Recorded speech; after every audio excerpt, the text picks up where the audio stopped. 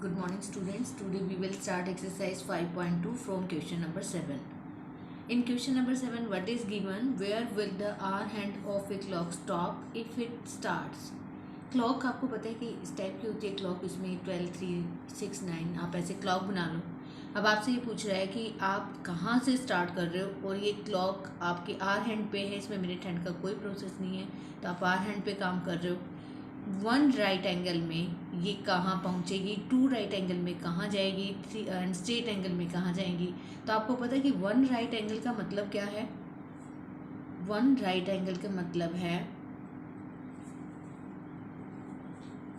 90 degree.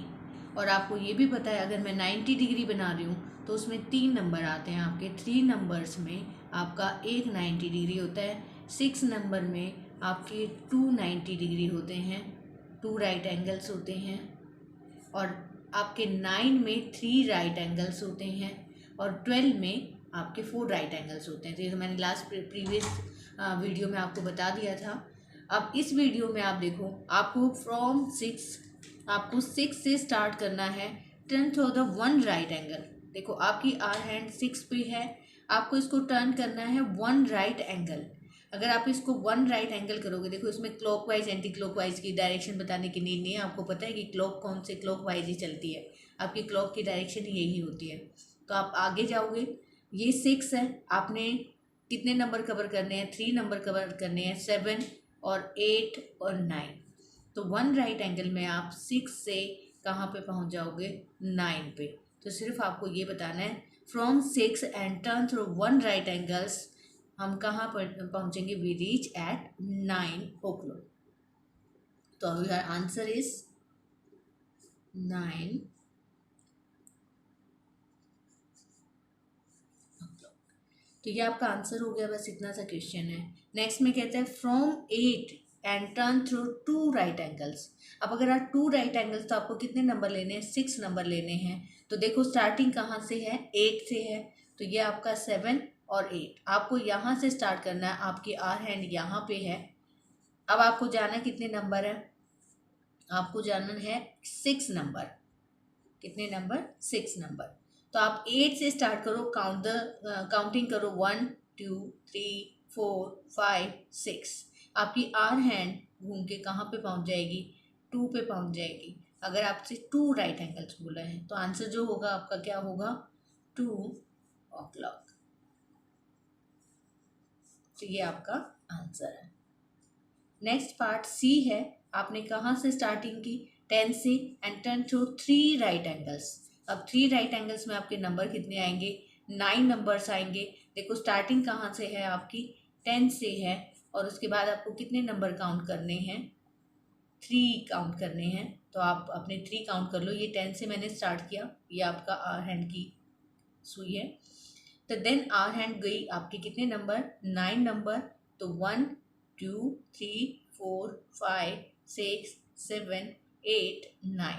आप कहाँ पहुँचे, 7 पे पहुँचे। काउंट प्रॉपरली, आपको 3 राइट एंगल्स जाना है, और कहाँ से स्टार्ट करना है, 10 से स्टार्ट करना है। तो 1 2 3 4 5 6 7 8 एंड 9। तो कौन सा टाइम होगा आपका, 7 o'clock। तो this is your answer. Next कहते हैं from 7 and turn through 2 straight angle. अब 2 स्ट्रेट एंगल का मतलब क्या है, what do you mean by straight angle. आपका जो स्ट्रेट एंगल होता है वो कितने राइट एंगल्स का होता है, पहले ये बताना चाहिए आपको। स्ट्रेट एंगल 180 डिग्री का होता है, और 180 डिग्री में कितने राइट एंगल होते हैं, 2 राइट एंगल होते हैं। अगर 2 राइट एंगल से एक स्ट्रेट एंगल बनता है, तो 2 स्ट्रेट एंगल कितने में बनेंगे, 4 राइट एंगल में बनेंगे। और 4 राइट एंगल का मतलब आपको कितने नंबर हैं, 12 नंबर है। एक राइट एंगल 3 नंबर से बनता है, तो 4 कितने से बनेगा, 12 से। अब देखो स्टार्टिंग कहाँ से की है, 7 से की है।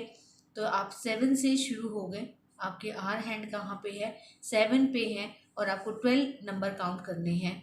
और अगर 12 नंबर काउंट करने हैं तो आप कहाँ जाओगे, 1 2 3 4 5 6 7 8 9 10 11 एंड 12। आप 7 पे थे और 7 पे ही वापस आ गए, तो आपके कितनी कितना टाइम हुआ है अभी? अगर आप 2 स्ट्रेट एंगल करते हो तो आपका टाइम होगा 7 o'clock। तो बहुत ही इजी क्वेश्चन था। अगर आप 1 राइट एंगल दिखाना चाहते हो तो आप 1 राइट एंगल भी दिखा सकते हो।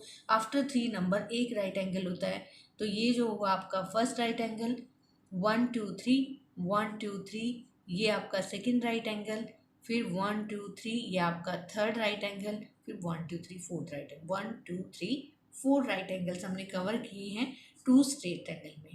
I hope you will do easily with the help of given explanation. This is exercise 5.2. Now we will do exercise 5.3 in book. This is exercise 5.3. Match the following. आपको मैचिंग करनी है। This is given straight angle. आपको पता है straight angle क्या होता है आपका? अगर आप चेक करो तो स्ट्रेट एंगल की मेजरमेंट 180 होती है। इस कितने राइट एंगल होते हैं? 2 राइट एंगल होते हैं। तो अब आप चेक करो कि आपकी राइट हैंड साइड में क्या गिवन है। इसमें गिवन है less than 1/4 of revolution, more than half, no, half of revolution. ये शायद आपका मैच हो जाएगा, क्योंकि हाफ ऑफ रिवॉल्यूशन में कितना कंप्लीट होता है हमारा? 180 डिग्री। आप अगर सर्कल की बात करो, अगर 1 स्ट्रेट एंगल है तो ये कौन सा? हाफ रिवॉल्यूशन है। This is half. तो ये मैचिंग हो जाएगी आपकी हाफ के साथ। राइट एंगल्स, राइट एंगल आपको पता है, अगर हम इनमें करें तो ये कितना होता है आपका? ये 1 राइट एंगल इतना होता है, और इस फ्रैक्शन को हम क्या कहते हैं? 1/4। तो अगर मैं राइट एंगल की बात करूं तो ये आएगा आपका 1/4। देखो बना लो पिक्चर, कोई प्रॉब्लम नहीं है। आप स्ट्रेट एंगल में हाफ जाएगा, क्योंकि आप इसको हाफ को कवर करोगे तो आपका हाफ हो जाएगा। अगर आप 1 राइट एंगल जा रहे हो तो 1/4 होगा। एक्यूट एंगल, ये कह रहा है एक्यूट एंगल क्या होता है आपका? जो एक्यूट एंगल है वो देखो, अगर मैं एक्यूट देखो, ये 1 राइट एंगल होता है। अगर राइट एंगल से जो लेस देन होता है वो क्या होता है आपका? एक्यूट एंगल होता है। तो लेस देन के लिए हम क्या करेंगे? कहते हैं ये एक्यूट एंगल की बात करें तो देखो ये 90 है। 90 से जो लेस होता है, 90 से जो लेस होता है तो वो क्या होता है आपका? एक्यूट। 90 तो आपका राइट एंगल हो गया। Less than 90 is called acute. तो ये जो रिवोल्यूशन है ये आपकी ना तो 1/4 है, 1/4 नहीं है ना, ये 1/4 से क्या है? कम है, लेस देन 1/4। तो अब ऐसा मैचिंग ढूंढो जो लेस देन क्या हो? 1/4। तो जो फर्स्ट ऑप्शन है लेस देन 1/4 ऑफ रिवोल्यूशन, आपको किसको मैच होगी? एक्यूट एंगल से। देखो 1/4 से कम, जो 1/4 बोल दिया तो राइट एंगल हो गया, 1/4 से जो लेस है वो आपका क्या है? एक्यूट एंगल है। तो ये आपका इससे मैच हो जाएगा। ऑब्ट्यूज एंगल, ऑब्ट्यूज एंगल होता है देखो 90 से तो बड़ा होता है, greater than 90 and less than 180। जो भी आपका एंगल होता है वो लेस देन 180 होता है और ग्रेटर देन 90।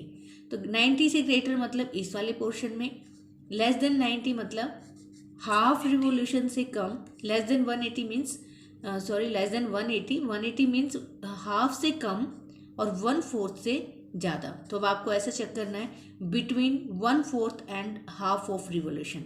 आपका जो ऑब्ट्यूज एंगल है, अगर आप सर्कल की बात करें तो जो ऑब्ट्यूज एंगल है वो कुछ ऐसा बनेगा। तो ये आपका 90 हो गया, तो ये हाफ 1/4 होता है, और ये क्या होता है? पूरा हाफ होता है। तो बिटवीन किसके बीच में है ये ऑब्ट्यूज एंगल? 1/4 एंड हाफ के बीच में है। तो आपका जो ऑब्ट्यूज एंगल है बिटवीन 1/4 एंड हाफ, तो इसके साथ मैचिंग हो जाएगी। अब आपका आता है रिफ्लेक्स एंगल। मैंने आपको रिफ्लेक्स एंगल बताया था कि देखो आपका जो रिफ्लेक्स एंगल होता है ये एंगल 180 है। ये 180 से तो बड़ा होता है, बट लेस देन क्या होता है? अगर मैं इस एंगल की बात करूं तो ये जो एंगल होगा आपका, ये तो स्ट्रेट एंगल हो जाएगा। अगर आप ऐसे बात करोगे तो ये आपका जो एंगल बनेगा, देखो इस टाइप का एंगल बनता है रिफ्लेक्स एंगल। अब ये जो एंगल बना है आपका, ये 180 से तो बड़ा है, बट लेस देन क्या है? 360। कंप्लीट एंगल नहीं है, 360 नहीं है। तो इट मीन्स इस पे कौन सा आएगा आपका? मोर देन हाफ, 180 से ज़्यादा।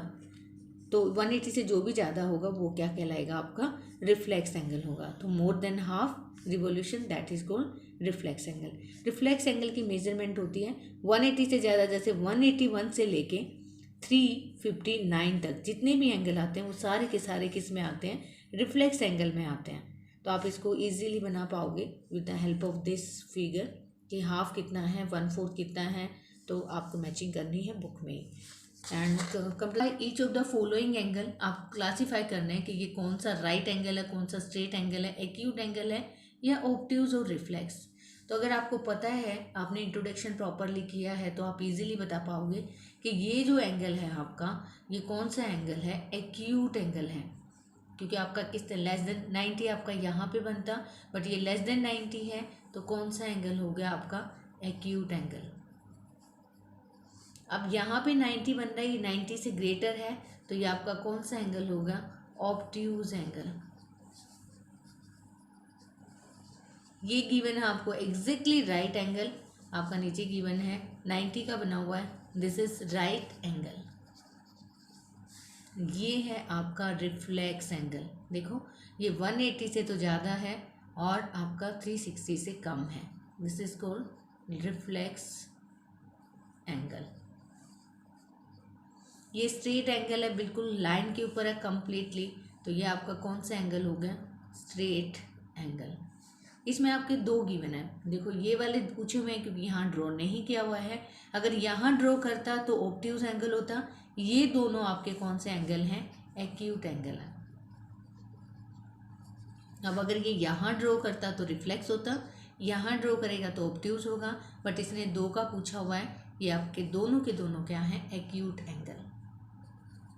तो आपको बुक में ही करना है exercise 5.3. So I hope you will do easily with the given explanation. Have a good day.